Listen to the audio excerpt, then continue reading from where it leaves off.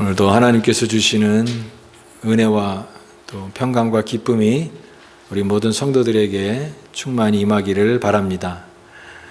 2023년도 참 이렇게 또 새해가 되었는데 우리가 살고 있는 이 시대는 점점 변화가 참 빨리 흘러가는 것 같습니다. 그래서 이제 4차 산업혁명 시대라고 얘기합니다. 4차 산업혁명 시대. 3차 산업혁명이 이제 인터넷이라든가 또 이런 정보 IT 업계의 그런 눈부신 그런 발전을 통해서 많은 변화가 일어났는데 이제 4차 산업혁명은 거기서 더 나아가서 이제는 이 모든 것이 정보와 또 인터넷을 통해서 새롭게 융합이 일어나고 디지털이 연결이 되는 그런 4차 산업혁명 시대가 지금 열리고 있습니다. 그래서 우리가 이런 4차 시대에는 정치적으로, 경제적으로, 사회적으로, 경제 전반에 걸쳐서 근본적인 변화가 일어나게 된다라고 많은 학자들이나 미래에 예측하는 사람들이 얘기하고 있습니다. 그 4차 산업혁명 시대의 가장 핵심이 뭐냐면 가장 화두 중에 하나는 사물 인터넷이라고 하는 것입니다. 사물 인터넷, IoT라고 하는 사물 인터넷인데 쉽게 설명하면 모든 사물들이 인터넷이라든가 이것을 통해서 연결이 된다라고 하는 것이에요. 그래서 쉬운 얘기로 하면은 우리가 스마트폰 하나로 집안에 있는 모든 가전 기구라든가 그런 것들을 통제를 하고 제어합니다. 예를 들면은 집 밖에서 집안에 있는 불을 켤 수도 있고 또 온도를 우리 들어가기 전에 집안을 따뜻하게 온도를 높일 수도 있고 또 집안에 있는 애완견이 뭘 하고 있는지 스마트폰으로 카메라를 통해서 볼 수도 있습니다. 이와 같이 전에는 그냥 냉장고, 세탁기, 청소기였다고 한다면 거기에 이제 그 사물에 인터넷이 연결되어서 이 사물들이 다 통제를 하고 조정을 하고 스마트폰 하나로 모든 것을 컨트롤할 수 있는 그런 시대. 그래서 이 모든 게 다 연결이 되고 통합이 되고 통제가 되는 그런 시대로 점점점 발전하고 있다고 하는 것이에요. 지금 우리도 그런 시대에 살고 있고 그런 것을 사용하고 있죠. 인공지능이라든가 빅데이터라든가 이런 것을 통해서 이제 우리 시대는 초연결 시대, 초연결 사회다라고 얘기합니다. 초연결. 모든 게 다 통합이 되고 연결이 되고 거기에 이제 모든 것들이 얼마나 빨리 오고 가는지 이 정보가 기하급수적으로 발전하는 그런 새로운 변화의 시대에 우리가 살고 있다라고 하는 것이에요. 그래서 화두는 연결입니다. 연결, 커넥션. 그런데 그 연결이라고 하는 말이 이 시대만 쓰는 말이 아니라 성경 말씀에도 연결이 있다라고 하는 것이에요. 오히려 성경 말씀 속에서 이 연결, 생명과의 연결이 얼마나 중요한 것인가를 말씀하고 있는 것이 바로 하나님의 말씀이다라고 하는 것입니다. 성경 말씀은 오래 묵은 그런 경전이 아니라 오늘 이 시대를 살아가는 또 앞으로의 삶을 살아가는 우리들에게 꼭 필요한 하나님의 생명력 있는 말씀이다라고 하는 것이에요. 그래서 2023년도 우리가 이 풍성한 새해를 살아가기 위해서는 우리가 연결이라고 하는 것을 마음에 품기를 원합니다. 우리는 연결되어야 됩니다. 우리는 생명에 연결되어야 되고 영원한 세계에 연결되어야 되고 또 그럼으로써 함께 성장해야 됩니다. 올 새해에 작년과 똑같은 그런 새해가 아니라 하나님 앞에 기도하는 것은 이 새해를 통하여서 우리가 새로 배우고 또 새로 성장하고 또 강해지고 또 그리하여서 함께 연결되고 더 풍성해지는 은혜가 넘치는 그런 은혜를 허락하여 주옵소서라고 하는 기도 제목을 갖게 됩니다. 오늘 이 바울이 에베소서를 쓰고 있습니다. 에베소서는 교회론입니다. 교회론. 교회가 어떠해야 되는가, 또 그 교회에 있는 하나님의 은혜를 이제 바울이 기록한 것이 바로 에베소서입니다. 에베소서는 바울이 이제 에베소라고 하는 지역에서 3년 정도 목회를 했습니다. 3년 동안 목회를 하면서 거기에 교회를 세우고 성도들을 돌보고 이제 또 다른 사역을 위해서 떠나 있는 과정 속에 에베소 교회가 생각이 났고, 또 에베소 교회에 대한 그런 늘 기도하는 마음 가운데 그들에게 편지를 보낸 것이 바로 에베소서입니다. 근데 그때 바울이 어떤 상황이었냐면 감옥에 있었습니다. 로마 감옥. 그래서 이 감옥에서 편지를 보냈다. 그래서 옥중서신이라고 합니다. 에베소서, 빌립보서, 골로새서, 빌레몬서. 우리가 이것을 바울의 옥중서신이라고 하죠. 바로 그 옥중서신 에베소서입니다. 그런데 바울이 감옥에서 뭘 했을까요? 교회를 생각했습니다. 그리고 성도들을 그리워하고 생각했습니다. 몸은 비록 자유롭지 않은 그런 몸이지만 그의 영혼은 한없이 자유로웠고, 자신을 걱정할 수 있는 사람들은 있었지만 오히려 자유롭게 살아가는 감옥 밖에 있는 사람들을 더 걱정하면서 특별히 교회를 향한 그런 사랑과 또 성도들을 향한 그 사랑이 계속해서 그 바울의 10년 가운데 생겨나게 되었다라고 하는 것입니다. 이미 준 사랑은 다 잊어버리고 그들에게 못다 준 사랑을 그리워하면서 이제 바울은 감옥 안에서 깊이 교회를 향해서 묵상했고 하나님이 주신 그런 마음을 가지고 기도를 하는데, 참 이게 너무나 놀라운 것이라고 하는 거죠. 교회라고 하는 것이 얼마나 큰 하나님의 축복인가. 우리가 성도로 부름받았다고 하는 것이, 어떤 사람들은 교회도 많고 뭐 믿는 사람들, 믿는다고 하는 사람들도 많고 너무나 흔하고 너무나 뭐 다 누구나 다 아는 내용이고 흔하다 이렇게 생각해서 귀한 줄은 모르는 사람도 있을 것입니다.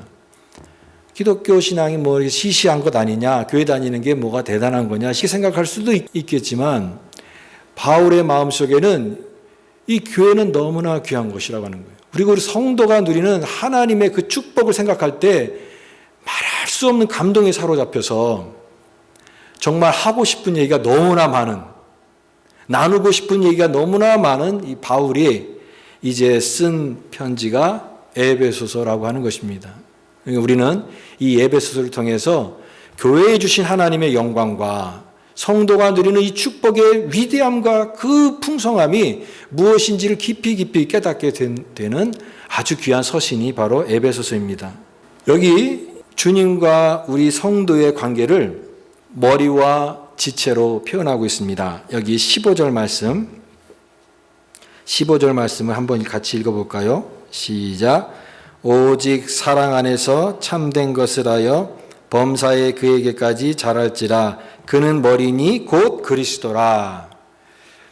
바울은 교회와 성도의 관계를 머리와 몸의 비유로 표현하고 있습니다. 주님께서 머리가 되시고 교회는, 성도는 각 지체를 뜻하고 그 성도들이 몸을 이루어서 주님의 몸 안에 붙어있는 그런 생명체. 그러니까 교회는 어떤 기관이나 어떤 단체나 그런 것이 아니라 생명체다라고 하는 것이요. 주님 안에 있는 생명체, 그리고 공동체이고 생명체이고 거기에 영적인 어떤 그런 생명체다라고 얘기하는 것입니다. 몸의 지체, 우리를 생각해 보면은 여러분 그 몸에 여러 가지 지체가 있잖아요. 팔, 다리, 손 뭐 다 있는데 이 모든 지체들이 어디에 통제를 받습니까? 뇌에 통제를 받습니다. 뇌가 보내는 어떤 신호를 따라서 몸이 일사불란하게 움직이는 것 상태를 건강하다 이렇게 얘기합니다.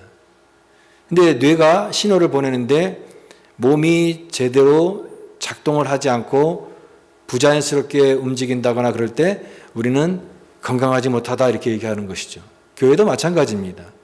건강한 교회의 특징은 주님의 몸 안에서 유기적으로 연결되어서 주님의 뜻을 받들며 모두가 하나가 되어서 한 마음으로 한 방향을 향해서 나아갈 때 건강한 교회다 이렇게 얘기하는 것입니다. 그럼 반대로 건강하지 못한 교회는 다 생각이 다른 겁니다. 이쪽으로 가자.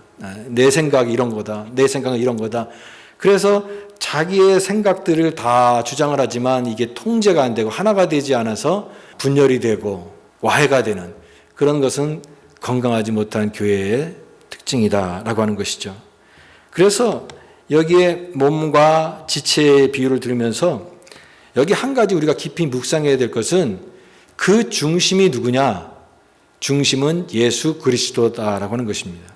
예수님이 여러분 중심입니다. 그래서 항상 이 단어를 생각하세요. 중심 대신 예수 그리스도. 여러분 예수님은 성경의 중심이십니다. 구약과 신약의 중심도 예수 그리스도이십니다. 과거와 현재와 미래의 모든 역사의 모든 중심도 예수 그리스도이십니다. 그래서 주전, 주후 이렇게 나눴잖아요. 역사의 주인이 예수 그리스도인 것을 나타냅니다. 예수님이 모든 우리의 신자의 삶의 모든 중심이에요.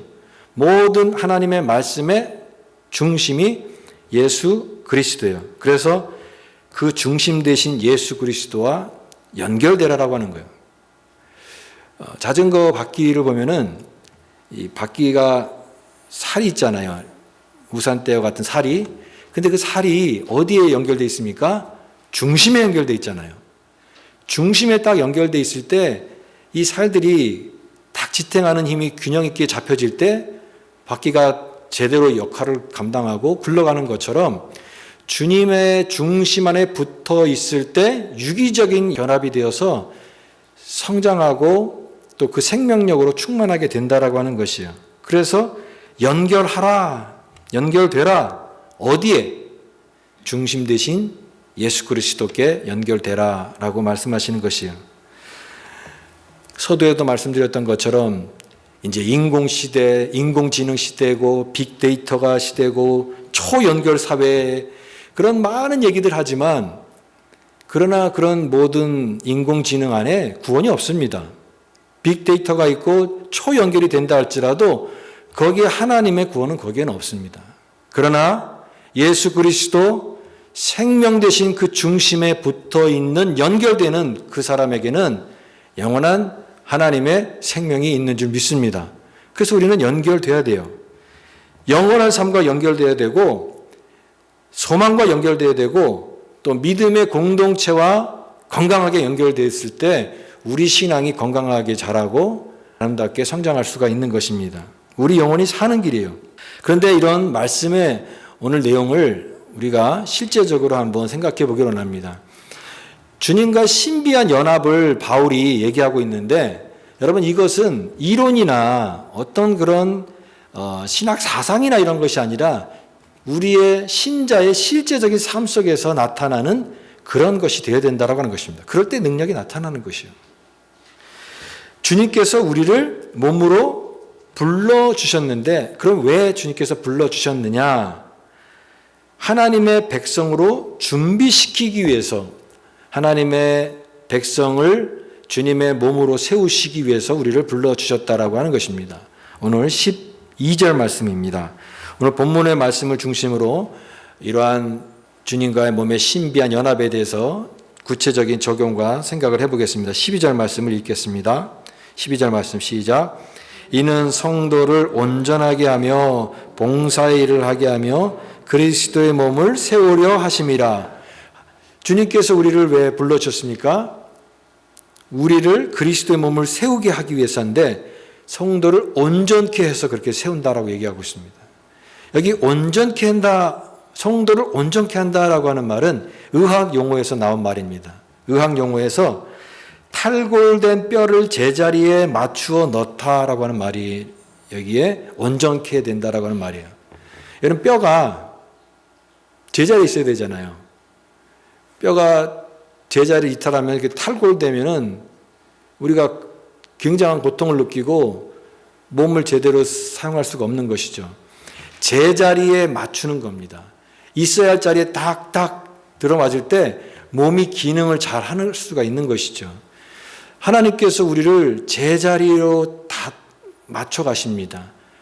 정확한 위치에 우리가 맞춰지는 거예요.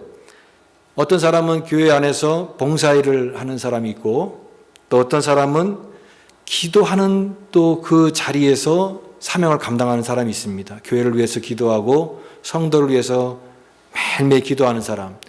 그 사람도 그 기도의 자리가 하나님께서 부르신 그 자리예요.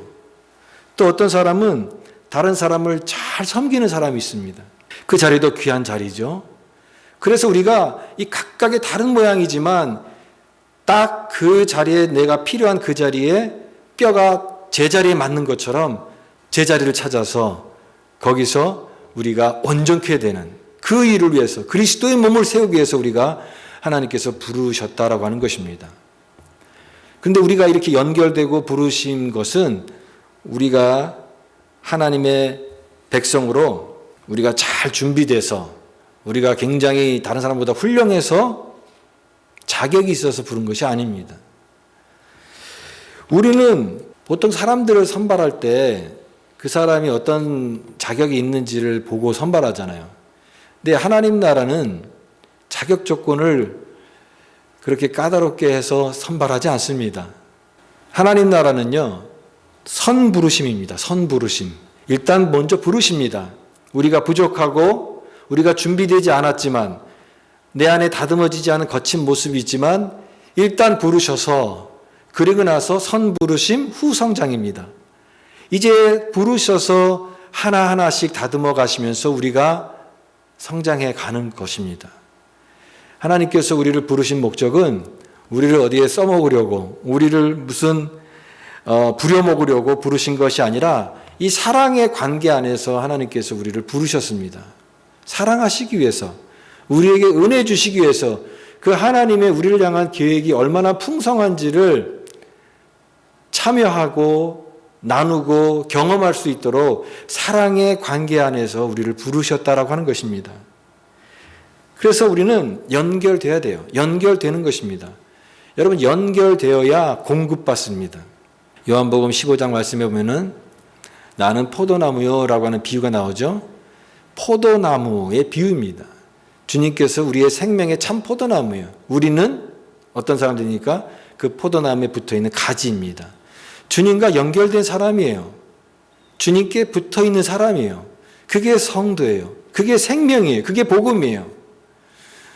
아이가 어릴 때 부모님 곁에 이렇게 항상 붙어 있잖아요. 그래서 쟤는 엄마 껌딱지야 그런 말도 하잖아요. 엄마 항상 졸졸졸 쫓아다니고 항상 붙어 있으려고 해요. 여러분, 우리는 주님 안에서 붙어 있는 사람이에요. 나의 안에 거하라. 너희가 나를 떠나서는 너희가 아무것도 할 수 없느니라. 복음이 무엇입니까? 예수 그리스도 안에 붙어 있는 거예요. 생명과 연결되는 거예요. 하나님의 생명 안에 접붙여서 연결되는 거예요. 붙어 있는 거예요. 항상 붙어 있는 것입니다. 우리가 어디를 가든지 무엇을 하든지 주님께 붙어 있는 그런 사람이 되시기를 바랍니다. 그게 은혜예요. 이 연결되다라고 하는 말을 여기 16절에도 쓰고 있죠. 그에게 온몸이 각 마디를 통하여 그의 도움을 받음으로 연결되고, 여러분, 연결되고라고 하는 말에 시제를 보면은 현재 시제입니다. 과거에 붙어 있는데 지금은 떨어졌다. 그건 연결된 게 아니에요. 앞으로 연결될 거다. 미래 시제. 그것도 아니에요. 지금 연결되어 있는 거예요. 매일매일 연결되는 거예요. 현재 진행형인 거예요. 내가 지금 예수님 안에 있는 것은 내가 과거에 그래도 예수님 믿었다라고 하는 것이 연결된 게 아니라 지금 이 예배하는 그 자리, 지금 내가 사모하는 그 마음, 내가 주님과 연결되어 있는 것을 연결되었다라고 얘기하는 것입니다. 그래야지만 우리는 매일매일 공급받는 거예요. 잘 연결될 때 우리는 자리를 잡고 또 성장하고 또 은혜 가운데 깊어갈 수가 있는 것입니다. 우리는 그렇게 주님과 연결되었을 때 분명한 목표를 가져야 됩니다. 목표. 여러분, 올해 새해에 무슨 목표를 가지고 있습니까? 어떤 사람은 그냥 목표 안 세워요. 왜냐하면 한 달 지나면 지지도 못할 건데 뭘 목표를 세웁니까? 하루하루 삽니다. 내일 일은 남 몰라요. 하루하루 살아요. 뭐 그런 사람도 있지만, 그러나 신앙생활은요, 하루하루 살아가는 것이지만 목표가 있어요. 분명한 방향이 있습니다. 그것은 그리스도를 닮아가는 것입니다. 그리스도인의 정의는 그리스도를 닮아가는 거예요. 예수 믿는 사람은 어딘가 모르게 예수님의 냄새가 나야 돼요. 우리가 그 목표를 향해서 매일매일을 살아내는 겁니다. 연결의 목표는 연결되어서 주님을 닮아가는 것이에요. 자녀들아, 너희 속에 그리스도의 형상이 이루기까지 해산하는 수고를 하나니, 바울이 그랬어요. 다시 또 아기를 낳는 것처럼 해산하는 마음으로 그리스도의 형상을 이루기까지 내가 그 수고를 아끼지 않고 또 하겠다라고 하는 거예요. 비록 감옥에 들어가고 복음을 전하다가 그런 많은 그런 고난을 당한다 할지라도 내가 복음 안에서 낳은 너희들을 다시 해산하는 수고를 내가 기쁨으로 감당하겠다. 왜? 생명이니까, 복음이니까, 능력이니까, 하나님의 능력이니까. 그래서 성도는 분명한 목표는, 연결의 목표는 주님을 닮아가는 것입니다. 근데 여기에 이 범사에라고 되어 있습니다. 범사에. 범사에라고 하는 말은 무슨 말입니까? 모든 면에서 주님을 닮아가라고 하는 것이에요. 어떤 한 부분만 닮아가는 것이 아니라 말과 인격과 성품과 행위와 모든 면에서 치우치지 않게. 여러분, 그런 사람 한번 생각해 보세요. 저 사람은 정말 참 그리스도인이야. 그리스도인이 성숙한 그리스도인이라고 하는 사람들 생각해 보세요. 그런 분이 생각나거든요. 그럼 그분들을 가만히 보면은 모든 게 다 균형이 있어요. 인격과 말과 행동과 모든 면에서 치우치지 않게 골고루 균형을 갖춘 사람이에요. 근데 우리 안에는 이런 모습이 있어요. 다 좋은데 한 가지가 부족한 게 있다. 이 사람은 뭔가 이렇게 다 갖춰진 것 같은데 저런 모습은 조금 아쉽다라고 하는 것이 우리 안에 있는 부분이 있습니다. 예를 들면은 성품과 인격이 다 좋은데 말을 다른 사람에게 거칠게 말을 한다거나, 또 믿음은 좋은데 실제적으로 행동하는 걸 보면은 고개가 갸우뚱하게 되는 그런 행동을 하는 사람이 있어요. 이런 모습들을 보게 될 때 이게 골고루 균형이 있는 게 아니잖아요. 우리의 성장의 목표는 범사에 주님을 닮아가는 것입니다. 우리 안에 그리스도의 형상을 닮아가는 거예요. 그래서 이런 부분들이 다듬어져서 이제 온전하게 되는 것이죠. 여기에 말씀에 믿는 것과 아는 것을 하나가 되라라고 되어 있죠. 13절에 우리가 다 하나님의 아들을 믿는 것과 아는 일에 하나가 되어 온전한 사람을 이루어 그리스도의 장성한 분량이 충만한 데까지 이르라. 하나님을 아들을 믿는 것과 아는 것에 하나가 되라라고 되어 있습니다. 믿는 것은 알겠는데 아는 것은 뭡니까? 하나님에 대한 지식이에요. 여러분, 믿음은 있는데 아는 게 없으면은 그것은 미신적인 신앙이 될 수가 있습니다. 또 어떤 그런 기복적인 신앙이 될 수가 있습니다. 무조건 믿습니다가 아니에요. 믿는 것과 아는 것. 근데 또 많이 알아요. 성경에 대해서도 많이 알고 하는데 믿지는 못해요. 그럼 그거는 신앙이 아니라 철학이나 사상이지 신앙은 아닙니다. 믿는 것과 아는 일에 하나가 되어 온전하게 되라고 했습니다. 우리가 믿는 것만큼 또 아는 것이고, 그래서 여러분 신앙생활 하면서 우리가 믿음도 있어야 되지만 하나님을 더욱더 깊이 알아가는 그런 아는 사람, 그런 신앙을 가질 수 있기를 바랍니다. 그것이 균형적인 신앙이에요. 그래서 장성한 분량에 이르라라고 말씀하고 있습니다. 이렇게 우리가 성장하게 될 때 그 다음에 우리는 어떤 사람이 됩니까? 강해집니다. 충만해집니다. 나이가 들수록 자꾸 약해지는 게 근육이래요. 근육. 그래서 왜 넘어지냐면은 다리에 근육이 없기 때문에 그래요. 그래서 나이 들수록 근육 운동도 해야 된다고 합니다. 다리가 튼튼하면은 버틸 수 있죠. 어떤 조그만 이런 저기에도 버틸 수 있는 힘, 그게 있어야 됩니다. 힘이 있어야 돼요. 기술도 필요하지만 힘이 뒷받침되지 않은 기술은 질 수밖에 없어요. 그래서 힘이 있어야 되는데 여러분 신앙에도 근육이 있습니다. 버티는 힘이에요. 세상은 우리를 가만히 두지 않습니다. 자꾸만 흔들기도 하고 조그만 유혹이 오기도 하고 어려움이 있습니다. 오늘 여기 말씀에도 보면은 연결이 안 돼가지고 어린아이 같이 머문 사람이 있다라고 얘기합니다. 14절 말씀에 이는 우리가 이제부터 어린아이와 되지 아니하고 에베소 교회 안에 이런 모습이 있었다라고 하는 거예요. 미성숙한 모습들이. 또 그 당시에는 이단적인 사상들이 많았잖아요. 교회 안에 들어와가지고 복음과 다른 내용을 가르치는 사람. 그러면 믿음이 약한 연결이 덜 된 사람들은 그게 혹하는 거예요. 이단에 넘어가는 겁니다. 또 에베소 교회 안에는 이방인도 있어요. 유대인도 있고 이방인도 있으니까 서로 다르니까 문화가 다르니까 늘 항상 교회지만 교회의 그 분열 갈등의 그런 요소가 항상 있습니다. 그러니까 신앙이 조금만 어려움이 오면은 흔들리는 거예요. 여리저리 흔들리는 거예요. 요동하는 거예요. 근데 오늘 너희가 사람의 속임과 간사한 유혹에 빠져 온갖 교훈의 풍조에 밀려 요동하지 않게 하려 함이라. 우리가 연결되어 있으면은 힘이 있으면은 그런 조그만 풍파가 불어온다 할지라도 그들 버틸 수 있잖아요. 흔들리지 않을 수 있잖아요.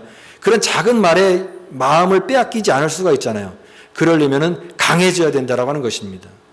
우리 신앙의 근육을 기르시기 바랍니다.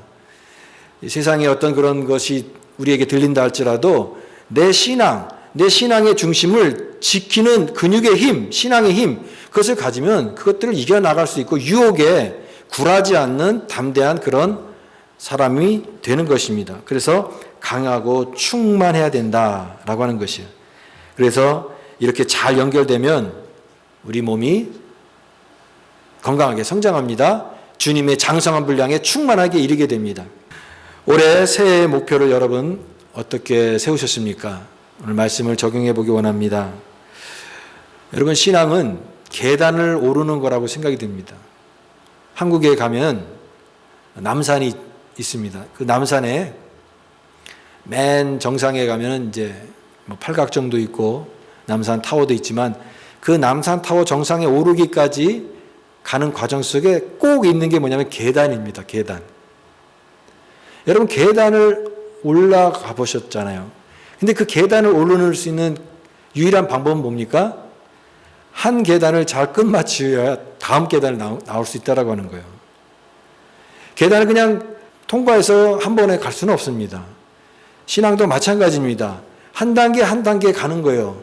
꾸준하게 가는 겁니다. 포기하지 않고 낙심하지 않고 장성한 분량에 이르기까지 그 정상을 향해서 빨리 가는 것이 중요한 게 아니라 꾸준하게 가는 것입니다. 또 한 단계를 끝내면 그 다음 단계가 열립니다. 그러면 또 그 다음 단계 올라가면 되는 겁니다. 그렇게 해서 우리는 성장해 가고 강해져야 되고 충만해져야 되고 믿음의 분량으로 주님 앞에 정상까지 가는 그 신앙의 여정을 끝까지 가야 되는 것입니다. 새해는 그런 의미에서 주님과 연결되십시오. 여러분 기도가 연결입니다. 하나님 말씀을 읽는 게 연결입니다. 기도 생활을 찔끔찔끔 하지 마십시오. 말씀도 맨날 새해 계획을 세워서 창세기만 읽고 마태복음만 매년마다 그렇게 읽지 마십시오. 꾸준히 해나가십시오. 또 읽고 또 읽고 매일매일 데일리 에브리데이 매일매일 해서 하나씩 우리는 성장해 갈 때 주님의 장성한 분량에 충만한 사람이 되어서 하나님의 기쁨의 사람이 되는 줄 믿습니다. 올 새해 하나님 앞에 이런 사람 되게 해주십시오. 하나님 우리 가정이 그런 성장하는 가정 되게 하시고 내가 그런 사람 되게 해주십시오. 성장하게 하시고 연결되게 하셔서 충만하게 풍성하게 살아가는 한 해가 되게 하여 주십시오. 한 해 성장의 목표를 분명히 가지고 장성한 분량까지 자라서 그리스도 안에 주시는 이 은혜의 풍성함을 모두 다 누리며 승리하는 거룩한 주의 백성 되시기를 주님의 이름으로 축복합니다.